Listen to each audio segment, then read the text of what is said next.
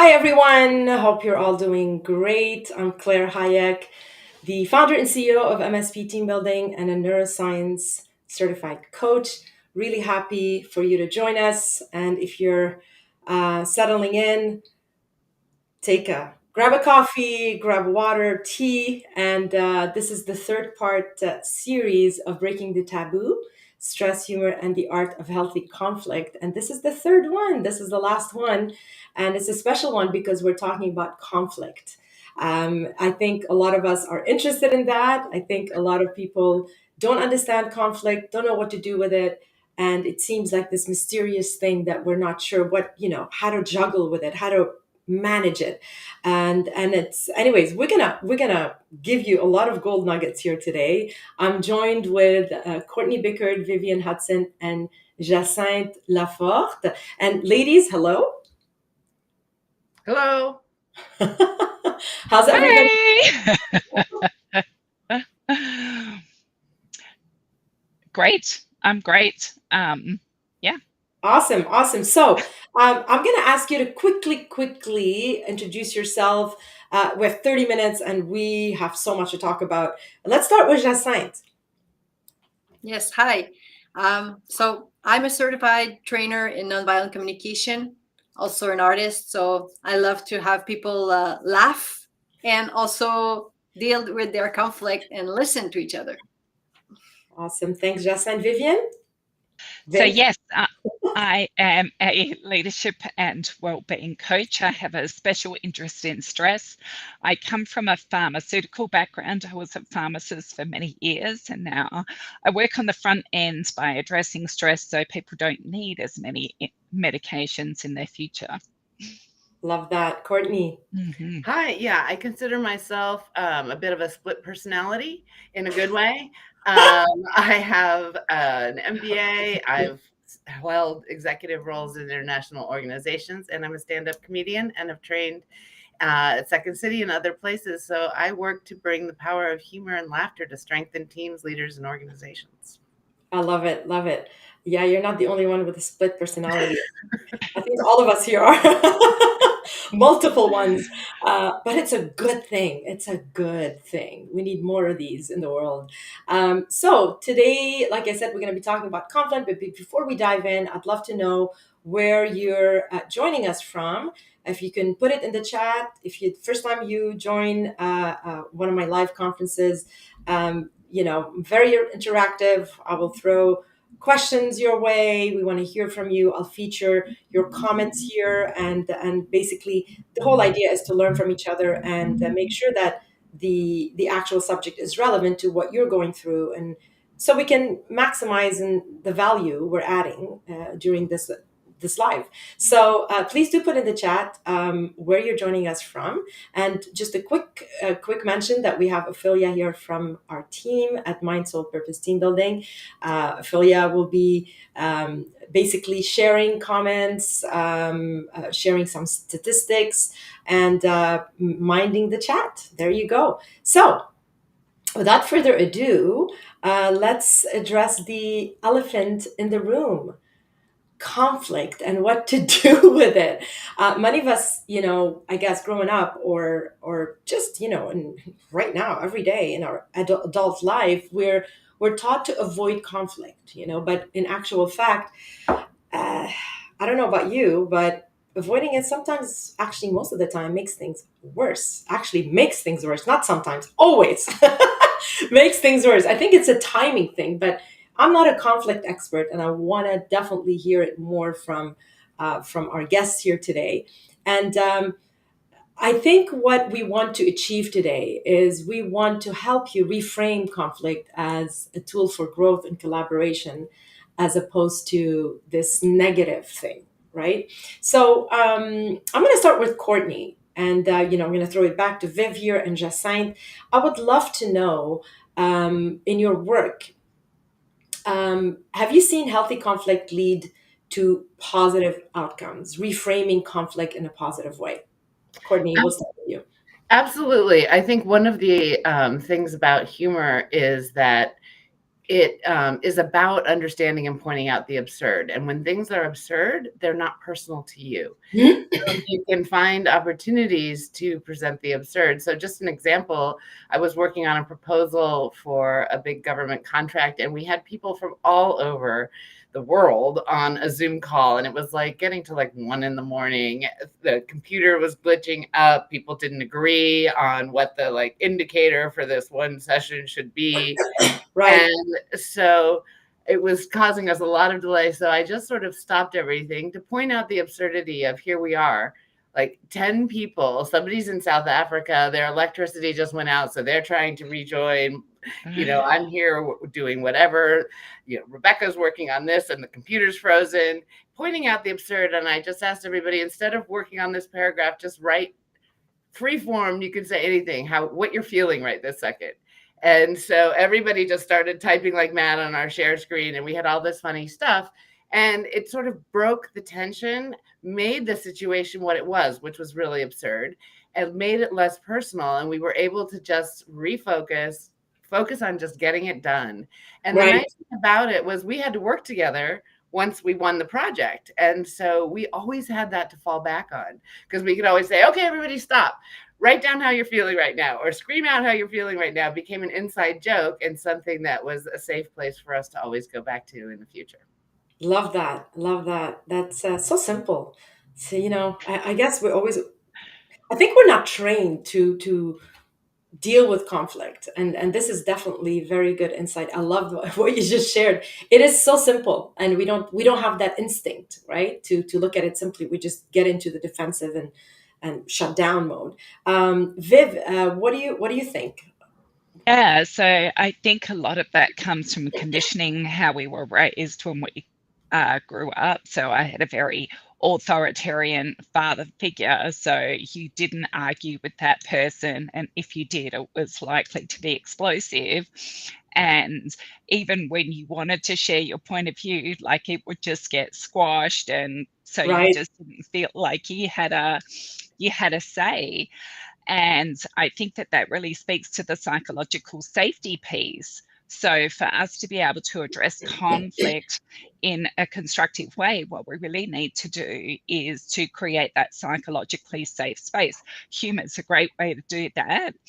And also, what we need to do is to be able to manage our own emotions through that process. So, it comes down to that self awareness and self regulation that comes through developing emotional intelligence.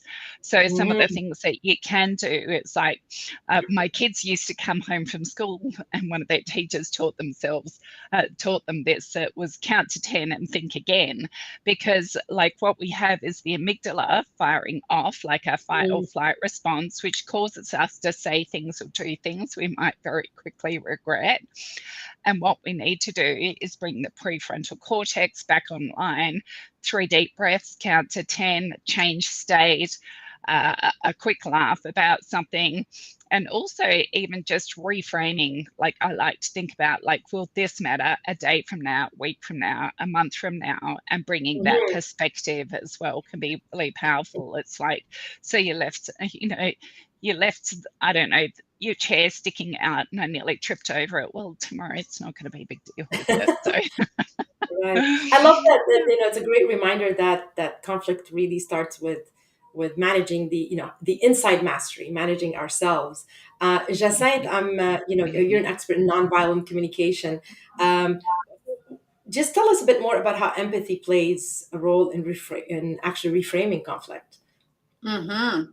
Yeah, that's. I will just add to what my colleagues Courtney and Vivian just said, because this empathy thing, when you receive empathy, when someone understands what you're going through and kind of connects to you, your amygdala calms down. Mm, So if you have someone that is kind of agitated, or and you kind of go to, oh, what's going on for you? What's important for you in that situation?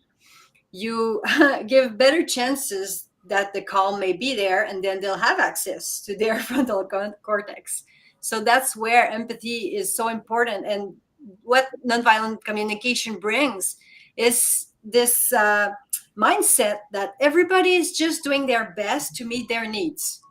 So when Right. you look at a situation like that, okay, guys, we're all doing our best to meet our needs and to do like, okay, whose needs, what are the needs of everybody here? Instead of who's wrong, who's right. It changes completely to just look at it with a benevolent look like that. Right, right. That's a great point. I can definitely agree with empathy, and sometimes is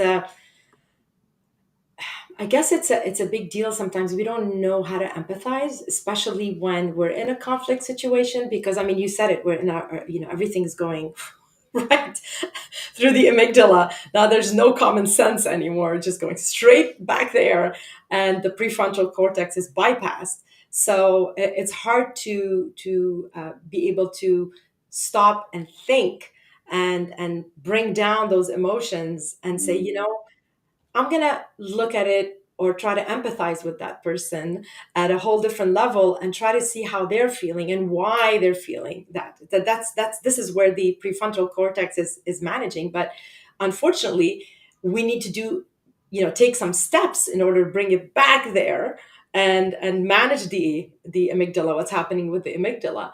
And I find sometimes, actually most of the time, what really helps me just kind of just breathe, stop for a second, breathe, and then think of that person and look at that person as a child, Oh, yeah. and feel that, okay, this is, little Viv, little Jacinthe, little Courtney. It's lovely. I love that. Just instantly you feel love and you feel you're open, your heart is more open, and it calms me down. It's like we're just kids, we're just children trying to navigate this world and our emotions. And maybe we've had experiences, we had things happen, and we have our own saboteurs, we have our own defense mechanism.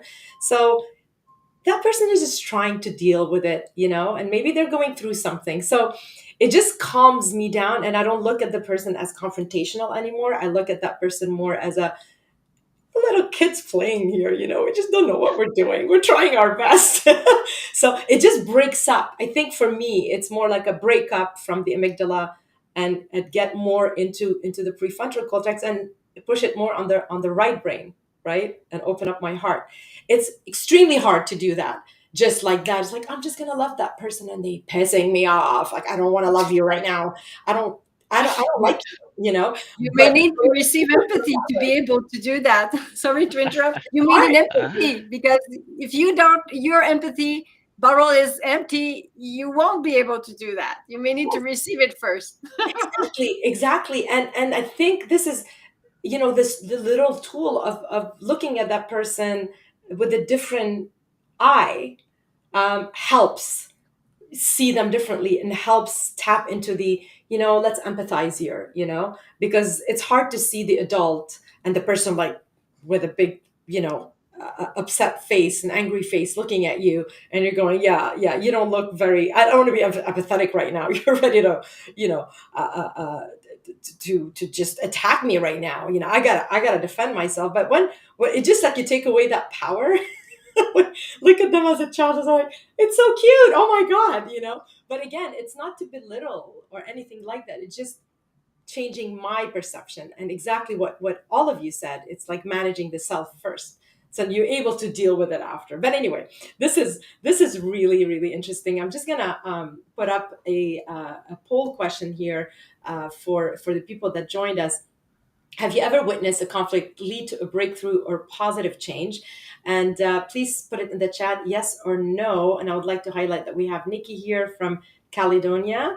Thanks, Nikki, for joining. And as I already mentioned, that we have our lovely Ophelia supporting us here during this live. So let's keep going. Again, like I always say, it flies by when you're having a good time and having interesting conversation with lovely people. Um, so we understand conflict a little bit more and what's going on, right? So let's talk about the how now. Okay. So we kind of talked a little bit about the how and how we could, deal with conflict. Is there any specific technique? I kind of shared mine, jumped into the next question just a second ago, but any specific technique that is generic that you could share with us, maybe Jacinthe, when it comes to dealing with conflict, or encourage, like maybe help leaders use it to encourage open and respectful conversation during conflicts? Let's be a bit more specific at the workplace kind of Mhm. situation. How can Yeah. we help leaders or give them a tool that you can use to open up the conversation during these conflicts, besides looking at other people as children and calming themselves down? What other tools can Absolutely. they use? Absolutely. Well, in nonviolent communication, we use a lot of translation. We start with the judgments that come in our head and we translate it. Because, Okay. like, let's say I'm in a conflict with a colleague, and what comes to my mind is, how stupid is she? That's what comes to mind. And Right. the boss may be having those thoughts in front of their employees, and they're like, how to communicate authentically when that's what you have in mind. So we translating the judgments to, okay, what are the facts, what happened, an observation of, Right. okay, well, I read this report, I had this phone call, I saw you say that. So you go to what a camera would have taken, and then you go to how the impact on you, like, I'm uncomfortable with that, i I feel angry, or I feel uncomfortable is a good word in the business world, because it's kind of light, but it says, like, I'm not at ease. Right. Okay, I'm uncomfortable with that. And then you go to the needs, and in a business setting it can be just said as, what's important here, like, what's important here, like, oh, I'm uncomfortable when I heard you say that in the phone, because this is a very important client and I really value collaboration. Mm-hmm. Want to offer respect and, like, warmth. So you go to what's important here, and then you make a request. And many times the request is sometimes something more relational, like, would you tell me how you feel about what I just told you, or Right. how do you see that? So observation, feelings, needs, or what is important, and a request. That can Okay. also be a concrete action to take, but before asking for action, asking for connection, asking for what has been understood will really pay more. Okay. Okay. This is great. Thank you so much, Jacen. Viv, any practical steps you want to share? Yeah, absolutely. So I think one of the things is like conversations or conflict can get out of hand, right? So I think if you have had dealings with a person and they're known for, let's call it explosive behavior, to preface at the top of the conversation, say, look, I want for us to come up with a collaborative solution. However, if you raise your voice, I will leave the conversation, or we're going to stop this conversation and come back to it. So creating some ground rules around Right. accepted behavior in the conversation is pretty helpful. And also having a look at a conversation, whether it went well or not. Let's do a post-mortem. Like, Right. what were the triggers? What did I notice in my body coming up that caused me to suddenly react? Because the best learner is the best teacher, I should say, is our Right. past experience, and just being able to pause. And perhaps we did do some good things. Just acknowledge yourself or acknowledge the other person. Thank you for staying calm through this process as well. I've often said, like, some of the best ways that we can build relationships is through handling a difficult conversation well. It's like such a great avenue for personal growth, but it takes a bit of practice. Definitely. Definitely. Thanks, Viv. I love that. Courtney. Yeah, a couple things. I think one of the things is, and we talked about this in our last meeting, is how are you setting the tone in the room as the leader? And we always quote, the leader brings the weather. Right. So how you set the tone in the very first few seconds of that conversation, confrontation, whatever it is the energy that's going to be carried forth and adopted by the person. So as you, as a person entering that situation, take the time, breathe, think of them like Mm, a child for a second, giggle to yourself about something that somebody said last night or your kid did that morning. take your own temperature down a notch, and that's the energy you're going to bring into the conversation. And then Right. I also think there's an opportunity in those first introductions when you're sort of getting going on things. You can either sort of disarm it by being like, I've been so worried about this conversation or this thing that I left my coffee mug on my car as I Right. was Right. driving this morning. Like, then you're acknowledging, yeah, I'm worried about this, but in a funny way. Right. Or you can set the stage like, okay, I know we're facing something that people don't agree with on this, but let's, pretend like we're MacGyver. I don't know if you know MacGyver from the Yes. 80s I mean, TV. I do. And we're going to sit here together and we're going to try to make a solution out of a piece of string, a pair of glasses, a marker, and a shoe. And let's just get going. So just taking it to the absurd, taking it out of and into a new context and setting that stage from the very beginning is going to bring people to the table at a different spot. And I also wanted to just quickly point out that Nikki made a really good comment that I think we should address. Yeah, I was gonna jump into the chat Yeah. actually now. Well, let's do that. And I did just put a poll question here. What's your biggest challenge when it comes to managing conflict, understanding emotions, staying calm, or finding the right words? Please do put it in the chat. We're just gonna go over the chat here, and just kind of read. I mean, I'll let you read it if you want, Courtney. Um, yes, Yeah. if you have people who are open to other perspectives, is that the one?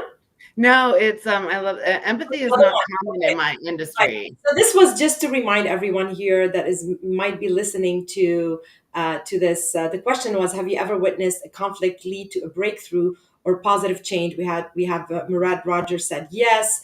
Ophelia said yeah, of course. And then Nikki had a couple of comments, and I'm going to put it here right on the screen. Empathy is not common in my industry, and I've been told I'm too empathetic at times. It's frustrating when you try to make headway with rough situations and there is no common ground because you are the only one trying. So Courtney, I know you wanted to talk about this. Go ahead.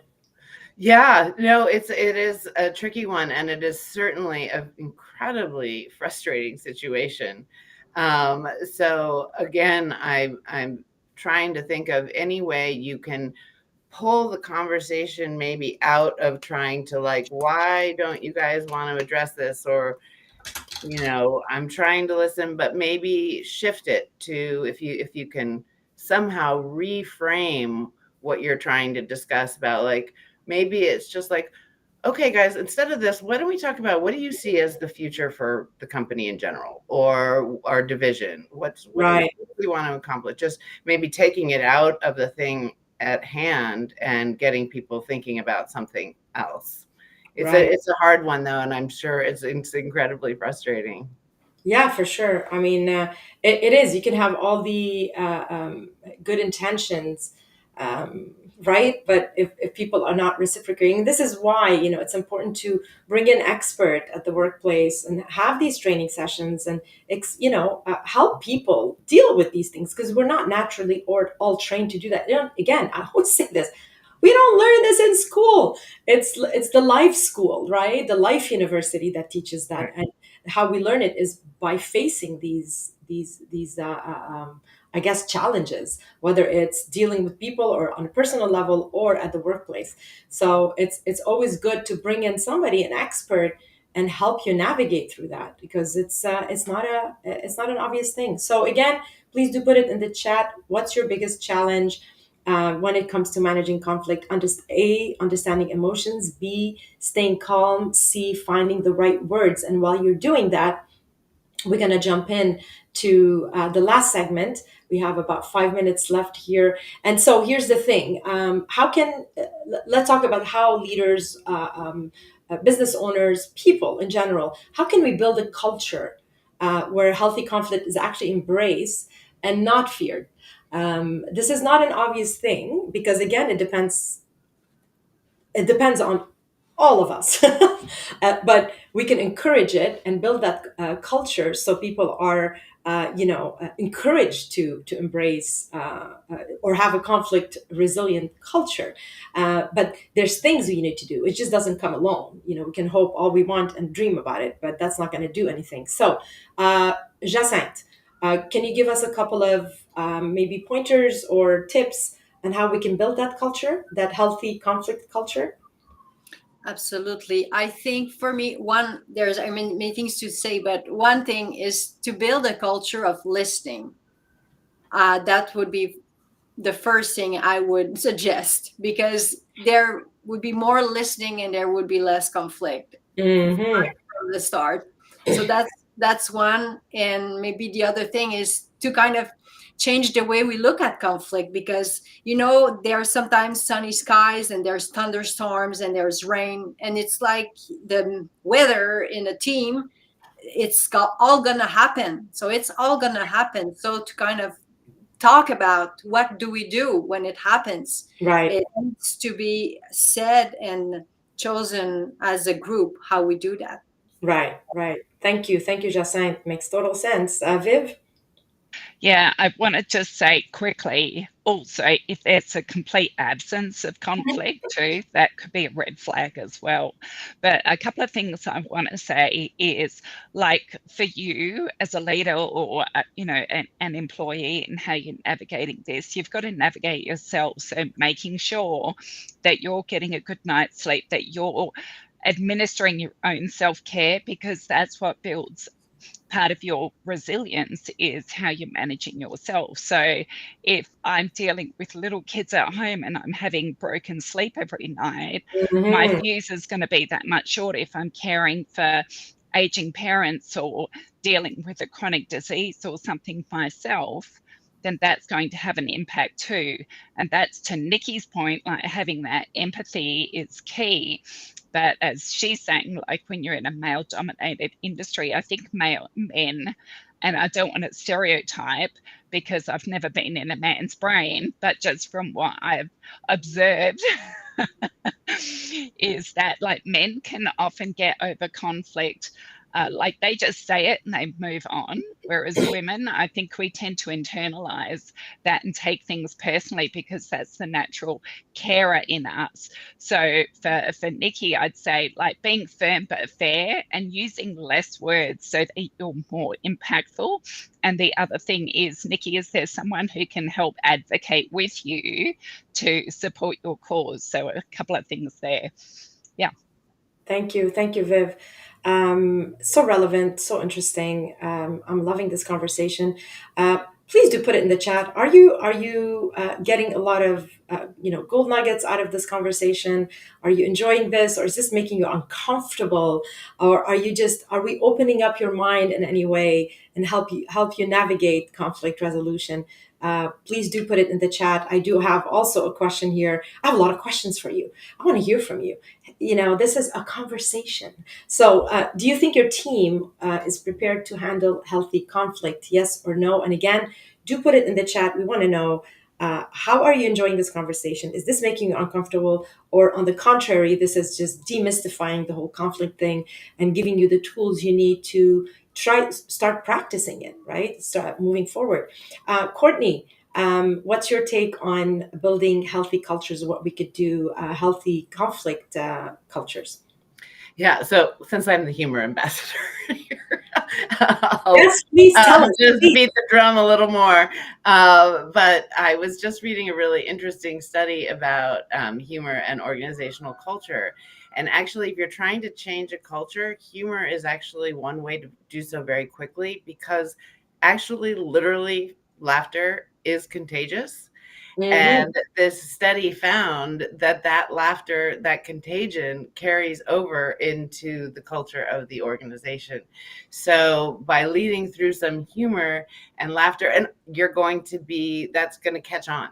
And it's one of the cultural things that will catch on relatively quickly. And that will create, I mean, imagine being really mad at someone when you're both trying not to giggle, or like, it's impossible, Good right? point. Good point. Absolutely. um, so that kind of thing can create a lot of, and it also takes everybody's stress down. So people are going to be coming to those conflicts with a very different level of anxiety and cortisol and all sorts of stressed. Yeah, and I, I truly believe in humor and the magic of humor and what it could do as a healing process. And it's also, I believe that, sometimes it's just pausing, pausing, for just learning to pause or giving that time, that becomes kind of a habit. So if you're in team setting and, you're trying to bring in a way to kind of just, let's all calm down here. And especially for a leader, if the leader is upset and not, not self-aware, or self-aware and just not able to stop his or her anger, just to voice it. It's like, I'm so angry right now, I don't think I should be talking, and I'm really upset at you, and I think, what I just give me can you just give me 2 minutes? I really need to just calm down, because right now I'm not thinking. And when you explain this, and when you're all speaking the language, I'm going to bring in the neuroscience aspect of things. If you give the neuroscience language to your team, or give them whatever tool you bring, whether it's humor, whether it's how to manage your stress, or you got to give them those tools. Because then when you do say, my amygdala's firing firing away here, and firing up, I need to calm it down, they don't go, huh, what a meg what? Then you're like, oh right, yes, oh okay, it just rationalizes it, and it takes that emotion a little bit out of it, and you're like, I need my prefrontal cortex to think here, and just analyze it. Just give me 2 minutes, I gotta just calm myself down. It's biological, it's in the body. So it brings it back to, it's simple, it's just little steps. I need to calm down, and then we can talk about this, and then I can maybe understand what you're trying to tell me, as opposed to you're telling me your point of view, and I'm going, I don't hear anything right now, I just want to rip their head off. So, and anyway, I think for me, it helps me personally. I need to calm down when I'm in my emotion. I just need to breathe. And hopefully this helps you. I think we had great tips here from Jassen, Viv, and Courtney. I think with all these tips, you're good to go. Tell us if you agree in the chat. Hopefully we added a lot of value and gave you a lot of tips here. And I'm gonna just put up some of the comments here. We have Nikki comment on, do you think your team is prepared to handle healthy conflict? She mentions, I was recently laid off and currently looking for a new position, but everything I learned in your podcast, I will take with me to my new role. This is wonderful, Nikki. I'm so happy that, we're adding value during these lives, and that's the whole point. And Ophelia, I will also put this up here. Sometimes I really need to do step back, but those are great tools to remind myself and others. Thank you so much for sharing this in the chat. And Nikki, I wish you all the best, and please do come back. We love you.